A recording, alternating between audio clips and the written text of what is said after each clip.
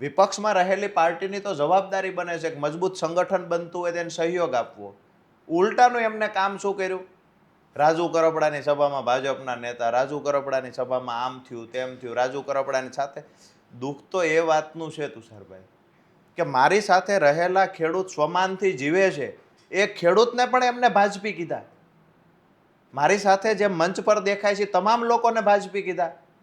અમારા ખેડૂત ભાજપની પ્રોપર્ટી છે, અમારા ખેડૂત કોઈ રાજકીય પાર્ટીની ગુલામી કરનાર વ્યક્તિ છે, એજન્ટ છે કોઈના.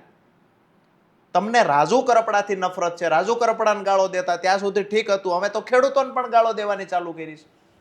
ધર્મગુરુ આવ્યા છે, કાલે તમે એવું પણ કહેશો કે ધર્મગુરુ ભાજપના એજન્ટ છે. હાથ જોડીને વિનંતી કરીએ છીએ આમ આદમી પાર્ટીના નેતાઓને કે તમારી રાજકીય રમતો છે એ તમારી ઓફિસ પૂરતી રાખો, વધારે સારું છે.